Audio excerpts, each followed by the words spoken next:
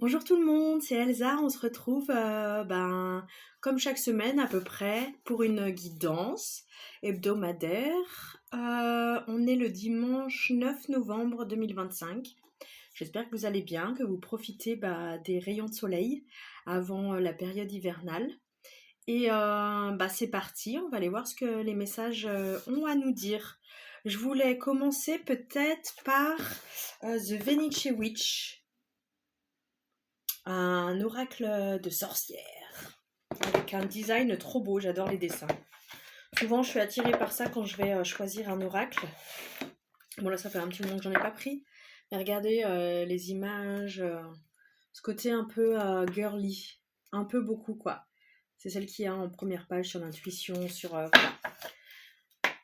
J'avais envie de commencer par ça. Allons voir, du coup, un message du Venice Witch Oracle. Si je dis pas de bêtises, c'est l'oracle des sorcières de Venise, j'imagine, de Lily Nguyen. Et voilà, voir ce que les cartes ont à nous dire. Je ne sais pas si vous aviez vu le dernier tirage, si ça vous avait parlé. En tout cas, je suis très heureuse, très contente de partager ce moment avec vous, de prendre ce temps. L'empathie. Peut-être un temps d'empathie. Je sais qu'en tout cas, moi, de prendre du temps pour moi, j'ai l'impression de faire preuve d'empathie envers moi-même. C'est exactement ce que je me disais juste avant de commencer. Et que ça, c'est le plus important.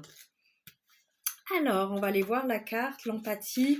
Pour moi, l'empathie, c'est le fait de pouvoir se mettre à la place de l'autre et quand quelqu'un, par exemple, raconte un problème, c'est pas forcément trouver une solution, c'est juste déjà de connecter de cœur à cœur euh, pour ressentir cette humanité. Et déjà, quand l'autre ou soi-même on fait preuve d'empathie, d'un côté comme de l'autre d'ailleurs, il y a quelque chose qui connecte au cœur et qui est très agréable et déjà salvateur, guérisseur, selon moi. Écouter plutôt qu'entendre, voilà. Plutôt que de vouloir répondre, trouver une solution, ce que je disais. Cette carte vous demande d'avoir de l'empathie pour la situation, que ce soit envers vous-même ou envers la personne à qui vous pensez. Ne soyez pas si dur et voyez plutôt la situation avec amour et compassion. Vous aurez toutes les capacités de l'améliorer. Ouais, c'est l'amour, la compassion, je pense que c'est la plus belle façon et la plus grande, la plus efficace de guérir une situation, d'amener de la douceur. C'est un peu pour la dépasser d'une certaine manière. Transcender la peur de l'ego, de mourir d'une certaine manière, de pas être aimé, pas être apprécié. Je vais un peu loin, mais c'est ce que ça m'évoque. J'avais envie d'aller voir maintenant une petite carte du tarot de Rider Waite. En poche, en pocket. Je suis trop contente de l'avoir depuis le temps que je le voulais. Qu'est-ce qu'on a à recevoir comme message? Waouh, le soleil. Ok, donc de la joie, quelque chose d'assez enfantin du cœur en fait. Le cœur qui vibre comme un enfant, qui a ses sens en éveil, qui kiffe en fait, qui a envie, qui rayonne. Quelque chose de rayonnant. Presque éblouissant, mais dans le bon sens du terme. Donc peut-être l'idée de retrouver son âme d'enfant d'une certaine manière. Ok. L'as de denier, de pentacle. Donc quelque chose qui arrive, une opportunité, une belle opportunité, que ça soit dans le domaine des finances ou dans tout autre domaine, mais quelque chose de nouveau, comme un cadeau du ciel. Donc ouais, je le vois comme une nouvelle opportunité. Donc restez attentif, ouvert à ce que la vie peut proposer. Le mât, oh bah dis donc, nouvelle aventure également, quelque chose qui commence.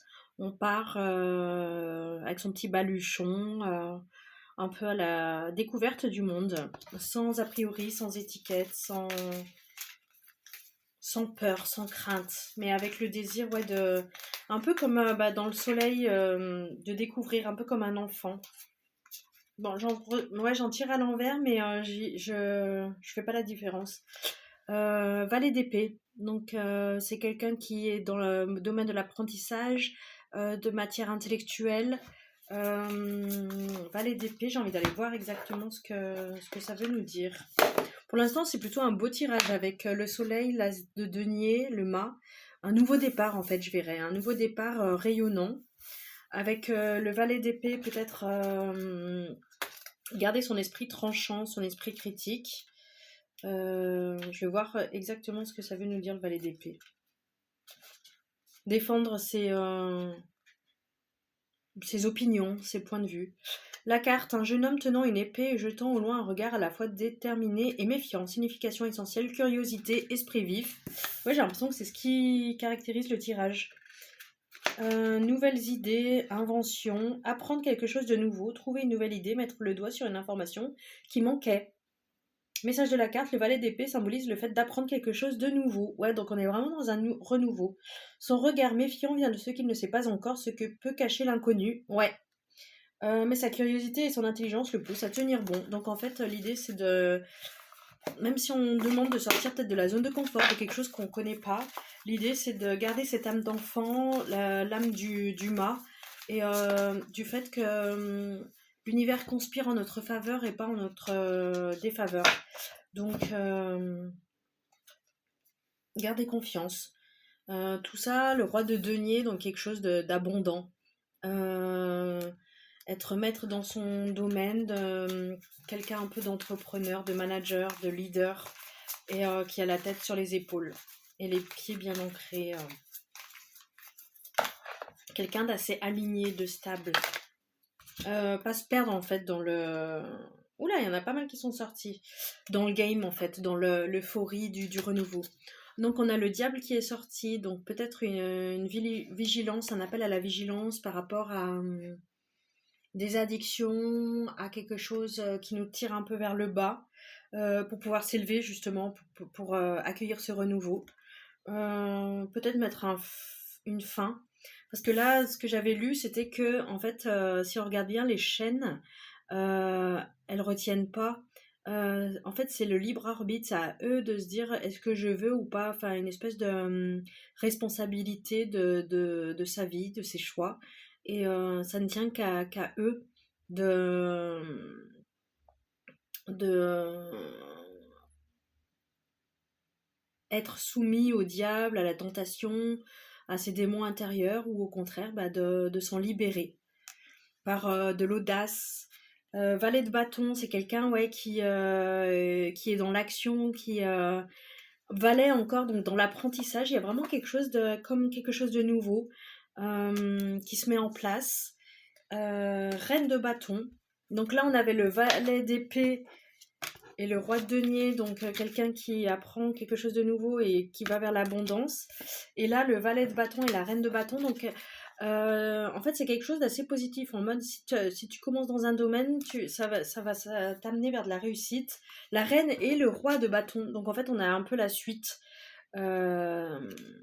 Avec les deux polarités, masculin-féminin. Quelque chose de... le yin et le yang qui sont équilibrés, qui sont OK. Juste celle-là, un peu comme un bémol à ce tirage très positif, mais qui n'est pas complètement, je vais aller voir la signification dans ce petit livret, mais qui n'est pas que négative, dans le sens où c'est toi qui choisis.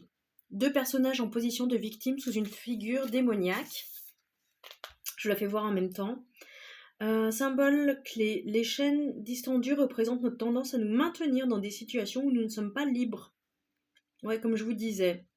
La grappe de raisin sur la queue de la femme représente les addictions. La flamme sur celle de l'homme symbolise la sexualité obsessionnelle. Ok. Le pentacle inversé signifie l'inversion des valeurs fondamentales. Alors, le pentacle inversé, ça doit être sur la tête du bonhomme de Baphomet. Signification essentielle, se sentir lié dans une situation à laquelle nous ne sommes pas pour rien. Voilà. Lien subi, addiction, jeu de pouvoir, emprise, se laisser aller à la tentation ou au plaisir, aussi de façon positive pour nous. Message de la carte. Le diable nous rappelle que souvent nous participons nous-mêmes à notre propre captivité. Cette carte invite à reconnaître ces liens et à réaliser que nous sommes en capacité d'agir même si tout conspire à nous faire croire le contraire. En gros, sortir de notre cage mentale, notre prison, et en fait qui n'est que dans notre tête. Pas après pas, sans se flageller si on n'y arrive pas, mais c'est un rappel que tout se joue en nous. Celui qui regarde à l'extérieur rêve, celui qui regarde à l'intérieur s'éveille. Voilà, ça me fait un peu penser à ça, la carte du diable, en mode c'est toi qui as les clés de ta propre liberté ou de ta prison. J'ai envie d'aller voir un message pour rester un peu dans cette ambiance, cette énergie. L'oracle de Lilith, la lune noire. C'est assez costaud cet oracle. Donc renouveau, faire preuve d'empathie envers soi-même. Pour la divinité loyale, Marie-Madeleine, faire preuve d'empathie pour aller voir ses parts d'ombre et peut-être les dépasser. C'est pas parce qu'on a vécu, on a réagi, on a agi de cette manière jusqu'à présent qu'on peut pas changer, et c'est en agissant. Et je trouve que le tirage là, c'est beaucoup une question d'action, avec le soleil, avec l'as de denier, une nouvelle opportunité, le mât, agir, le valet d'épée, donc commencer quelque chose de nouveau, le valet de bâton, s'y mettre en fait. Et ça annonce que des choses positives avec le roi de denier, le roi de bâton et la reine de bâton. Juste faire attention au diable, aux tentations, à ce qu'on connaît, notre zone de confort. Qu'on croit confortable, mais juste parce que c'est connu. Je vous lis la carte. La divinité loyale, Marie-Madeleine. Marie-Madeleine est vénérée de nos jours comme une divinité biblique pour sa loyauté envers Jésus et la profonde compréhension spirituelle qu'elle avait de ses enseignements. Lorsque cette carte se présente, la loyauté et la compréhension venant d'autrui vont entrer dans votre vie. Les relations sont un art délicat sur le plan équilibre et respect et sincérité. Et vous prenez maintenant conscience de l'importance d'accueillir les bonnes personnes dans votre entourage. Une question de faire le tri peut-être. La responsabilité de toute personne ou de tout ce qui vous épuise vous est imputable. On en revient à la carte du diable. Plutôt que d'être se sentir comme une victime, reprendre son pouvoir personnel, empowerment. Afin d'effectuer un changement, le moment est venu de prendre la responsabilité pour les personnes, les situations et les choses dans votre vie. Marie-Madeleine est là pour vous enseigner qu'il faut d'abord faire le plein avant de pouvoir donner. Bah oui, c'est comme une voiture, au bout d'un moment, on ne peut pas emmener tout le monde si on n'a plus d'essence. Et notre corps, notre énergie, notre cœur, c'est pareil. D'abord s'approvisionner et s'apprivoiser, j'allais dire, beau lapsus, pour pouvoir donner. Au bout de servir, en fait, il y a l'image de la voiture, mais aussi si notre carafe est vide, on ne peut pas servir de l'eau à quelqu'un d'autre. Faites preuve de discernement dans le choix des personnes envers lesquelles vous dévouez. Cette carte indique de mettre fin à toute dissension, querelle ou discorde et vous rappelle que la loyauté ne doit être accordée qu'à ceux en qui vous avez confiance. Dans le Nouveau Testament, Marie-Madeleine est connue pour avoir assisté à la crucifixion et été la première à voir le Christ ressuscité des morts. Au VIe siècle, son rôle fut entaché par le péché sexuel, par l'entremise du pape Grégoire Ier, qui fut à l'origine de la croyance qu'elle était une femme déchue, une travailleuse du sexe déshonorée.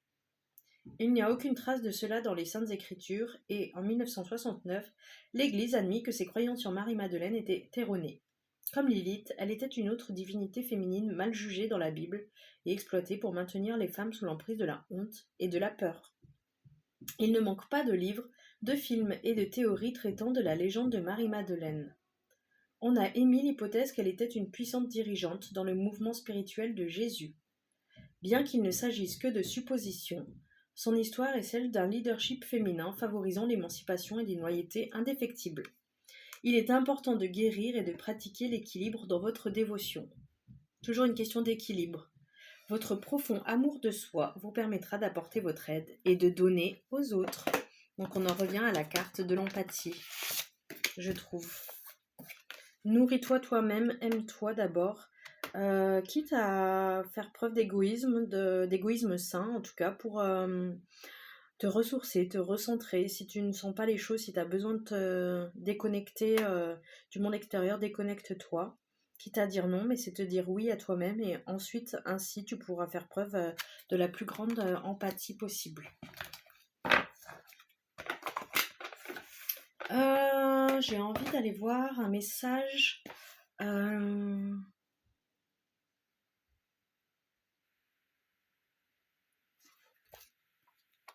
petit oracle des anges de Tony Carmine Salerno.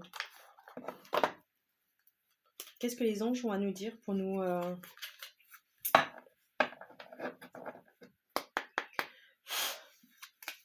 mettre en confiance, en joie, peur. Moi, l'archange Michael, je suis ici pour t'aider à ce moment présent. Je t'aime et je te protège.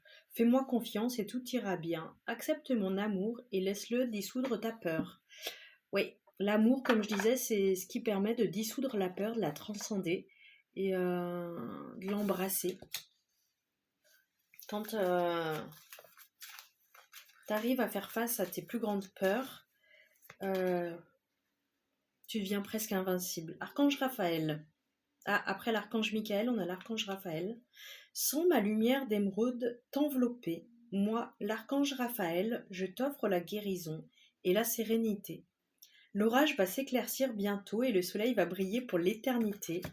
Aie confiance. Oui, il y a une idée de vraiment faire confiance à l'univers. Si des fois tu as peur, tu te sens seul, tu te sens abandonné, tu te sens isolé, incompris, garde la foi, garde confiance. Et le soleil va briller de nouveau. Voilà pour les messages. J'ai envie de, je sais pas, aller voir peut-être un message. Ah, tac, tac, tac. Bon, pour continuer avec Tony Carmine Salerno, un oracle de Gaïa. Et après, j'irai voir un oracle du peuple animal. Voir si les animaux ont un message à nous délivrer. Regardez avec le Sacré-Cœur derrière. Allez, c'est parti pour un message de l'oracle de Gaïa. Là, pour résumer pour l'instant le tirage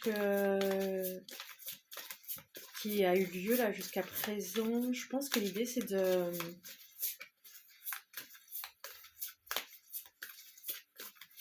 garder la foi, garder confiance en ce que l'univers propose, en soi-même et faire preuve d'empathie envers soi.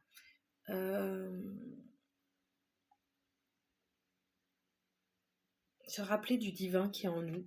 Voie secrète, mariage de l'esprit et de la matière.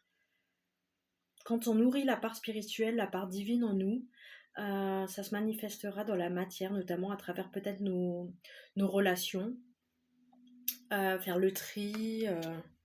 On le dit, hein, quand on gagne en estime, en amour de soi, il y a des relations qu'on ne peut plus supporter.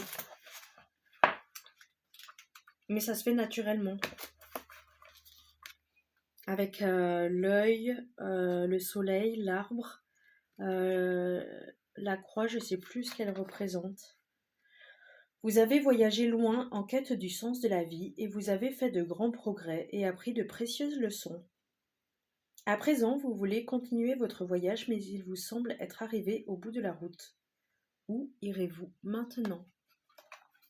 La forêt magique représentée sur cette carte abrite des symboles qui semblent vous faire signe. Cependant, la direction à prendre n'est pas claire. Aucune route concrète n'est visible, mais il y a pourtant bien une voie. Regardez entre les arbres le symbole de la vie éternelle. Ah bah c'est ça, le symbole de la vie éternelle. Et à droite, le symbole de guérison et de protection. Cette carte vous encourage à aller spirituellement de l'avant et vous promet la protection le long du chemin. L'esprit et la matière doivent maintenant fusionner pour qu'un réel progrès s'opère. Votre esprit rationnel doit s'aligner sur votre cœur. Quand le cœur et l'esprit sont concentrés sur le même but, tout devient possible. C'est la véritable alchimie spirituelle, et tout ce à quoi vous avez travaillé jusqu'ici pourra s'accomplir. J'ai l'impression que tout le tirage, c'est ça, c'est en gros, tu es béni, tu es accompagné, tu es protégé, garde confiance, et ne te perds pas dans la vie matérielle. Reconnecte-toi à ton côté divin, spirituel, sans t'y perdre non plus, juste trouve l'équilibre, le bon dosage entre vie matérielle et spirituelle.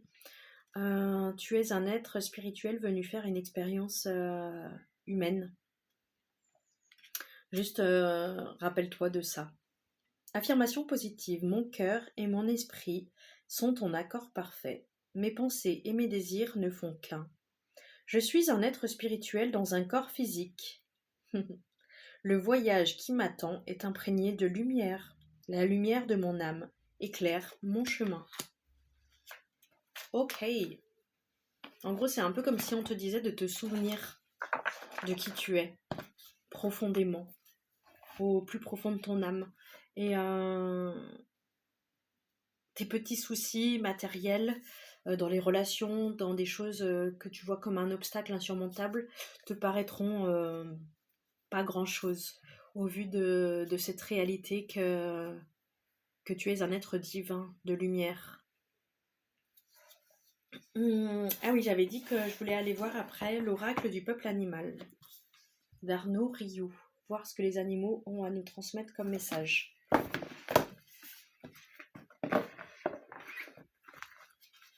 S'ils ont un message à nous transmettre.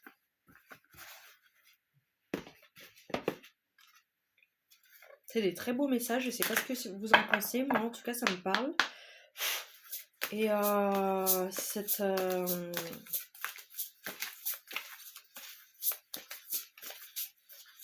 ce rappel qu'on est protégé, béni d'une certaine manière, que ça sert à rien d'avoir peur, que l'univers ne conspire pas contre nous, on ne prend pas personnellement.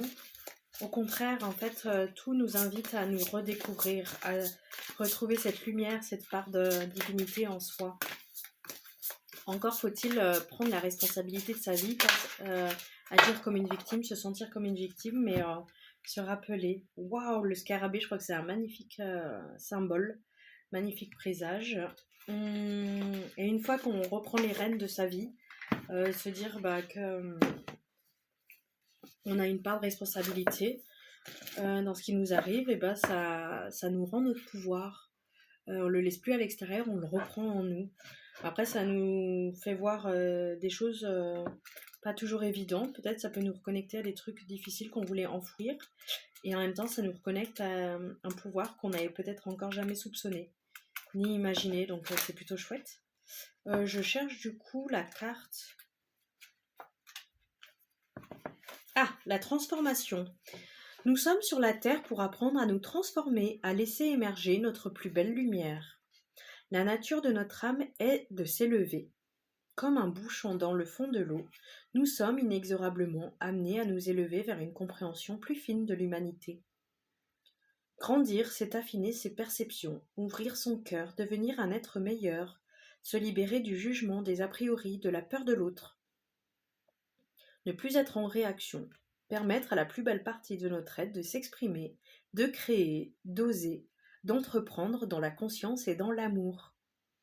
Lorsque nous sommes dans le fil du courant et lorsque nous suivons ce mouvement d'évolution, notre monde intérieur s'apaise. Nous avons de plus en plus de plaisir à nous lever le matin, nous sommes de plus en plus inspirés, nous sommes en meilleure santé et notre énergie vitale s'harmonise. En gros, quand on se reconnecte à notre spiritualité, à notre être spirituel, dans la matière, ça se ressent également. Cet état intérieur se prolonge dans nos relations, dans nos activités, dans nos décisions. J'ai l'impression que ça redit exactement ce qu'on vient de dire. Incroyable, nous attirons de jolies personnes, nous recevons les aides dont nous avons besoin, nous recevons spontanément l'inspiration et les conjonctions favorables pour mener à bien les projets qui nous tiennent le plus à cœur. Ça me rappelle l'as de Pentacle qu'on a tiré en premier. Pour arriver à cet état, nous devons nous transformer.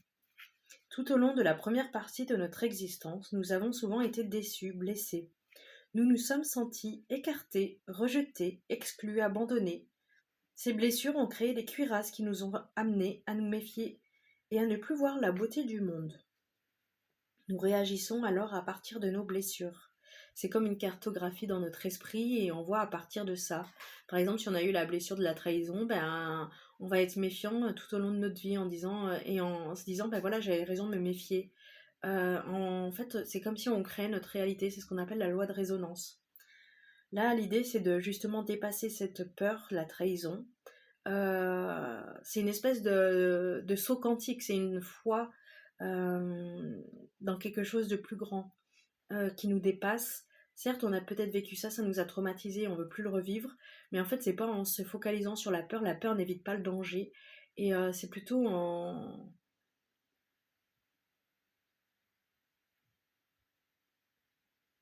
faisant preuve de persévérance et en même temps d'oubli. Oublier un peu ce qui s'est passé pour, un peu comme une page vierge, se recréer chaque jour et avoir des yeux un peu nouveaux, comme un nouveau-né. Nous sommes prêts à saboter nos plus belles perspectives pour permettre à notre être blessé d'avoir le dernier mot. En effet, il veut avoir raison. La transformation permet de changer de paradigme, d'établir en soi et autour de soi une paix profonde et ineffable, de modifier son regard, de transformer ses habitudes, ses réflexes conditionnés, de devenir sur la terre un être meilleur, plus aimant envers soi et envers chacun. L'amour permet tout. Lorsque notre cœur s'ouvre, nous réalisons combien nous ne sommes pas coupés les uns des autres. C'est exactement la carte de l'empathie. Lorsque notre cœur s'ouvre, on réalise qu'on n'est pas coupé, qu'on est un. C'est une illusion, la dualité est illusoire. L'amour nous permet de voir chacun avec les yeux du cœur. C'est comme dans Le Petit Prince. Quand le renard dit au Petit Prince « j'ai un secret », l'essentiel est invisible pour les yeux, on ne voit bien qu'avec le cœur. Ça me fait penser à ça. C'en est fini du jugement, nous voulons le bien de toute l'humanité car nous sommes en essence cette humanité. Les animaux de cette dernière famille vont vous aider et vous accompagner dans cette période de la transformation. Il est temps de laisser vos vieux vêtements, ils ne vous seront plus d'aucune utilité. Il est temps de laisser fondre vos vieilles peurs et de vous laisser guider par le peuple animal de la transformation. Waouh, vaste programme. C'est ce que je vous souhaite en tout cas. Et c'est un peu ce qui est demandé. J'ai l'impression que c'est un nouveau départ. C'est allez, on y va. Et yalla. Et vaille que vaille, quoi. Qui ne tente rien à rien. Et il n'y a que celui qui fait rien qui fait pas de bêtises. Le scarabée. Être capable de voler comme un oiseau, de marcher sur la terre et de s'y enterrer, permet de découvrir les 3 mondes et les plus grands secrets de l'univers. La carte représente un scarabée, bleuté. Il pousse devant lui une boulette de terre.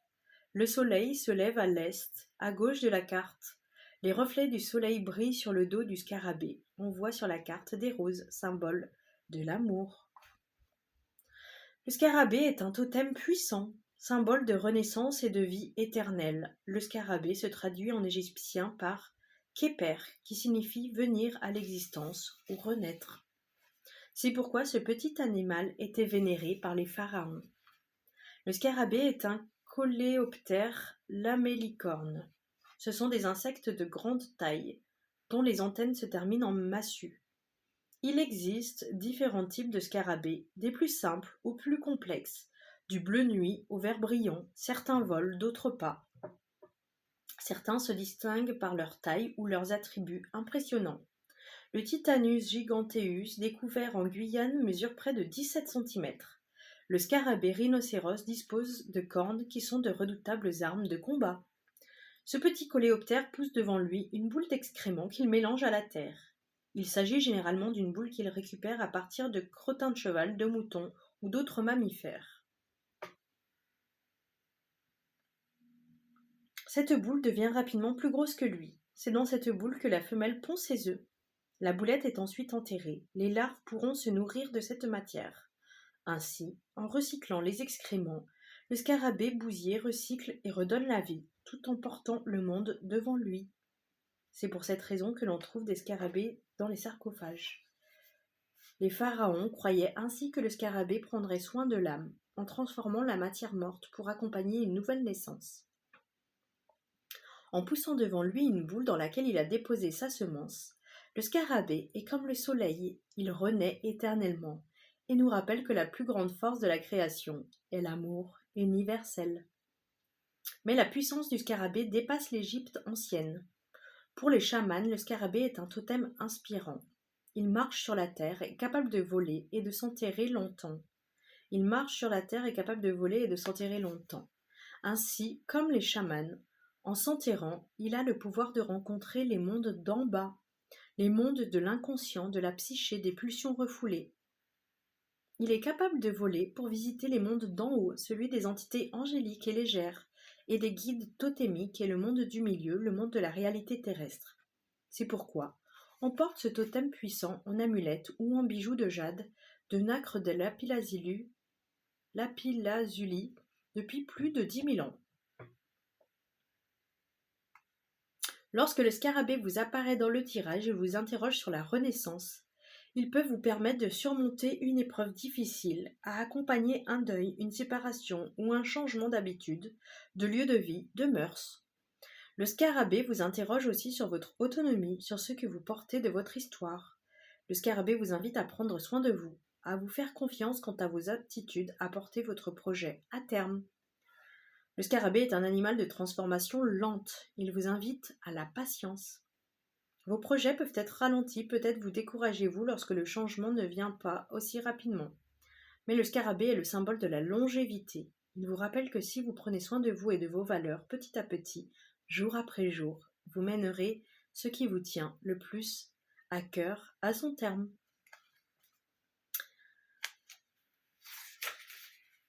Le message du scarabée. Je suis le scarabée, je suis au-delà de ce qui naît et de ce qui meurt, car je porte en moi le processus même de l'incarnation, de la renaissance, de la longévité et de l'éternité. Avec moi, je t'invite à guérir la naissance en toi, à renaître une nouvelle fois. Il n'est pas nécessaire de repasser par l'utérus pour naître. Un être humain renaît à chaque fois qu'il redonne de la vie, de la conscience et de l'amour à son mouvement. Tu comprendras que tu portes en toi la semence de tout ce qui donne la vie. Avec moi, tu n'auras pas peur de mourir, car je t'apprendrai que la vie est un mouvement perpétuel entre la naissance et la mort. Tu as le pouvoir de créer, d'innover, d'inventer, et ainsi de faire l'expérience de l'immortalité. Le rituel du scarabée, et j'en arrêterai là. Je rends hommage au scarabée, créateur de la vie. Je remercie le scarabée de m'aider dans la création de mes projets. Je me concentre sur la création d'un projet qui me tient à cœur. J'écris le nom de ce projet sur un papier. Il n'est pas nécessaire de détailler le projet, juste quelques mots sur un papier de quelques centimètres. Je dessine sur ce papier un scarabée, ça peut être le contour dans sa forme le plus sommaire. Puis je trempe ce papier dans l'eau et forme une boulette. Je mélange cette boulette avec de la terre, de la tourbe, du terreau ou idéalement du fumier. Je me concentre sur la réalisation de mon projet en enterrant celui-ci. J'appelle le devin du scarabée l'esprit du coléoptère. Je visualise le projet se réaliser dans l'instant présent dans ses différentes formes. Accord des partenaires, acceptation d'un dossier. Je ressens l'état émotionnel de l'instant, dans la satisfaction de la réalisation de mon projet. J'écoute ce que je ressens, de la joie, de l'apaisement, de la satisfaction, de la gratitude. J'offre à la terre une petite pierre en offrande à l'esprit du scarabée. Je vous souhaite d'accomplir vos projets, vos rêves, et que ça vous permette un apaisement, une sérénité du cœur. Voilà, c'est tout ce que je peux vous souhaiter pour aujourd'hui et les jours à venir. Je vous fais des gros bisous et prenez soin de vous.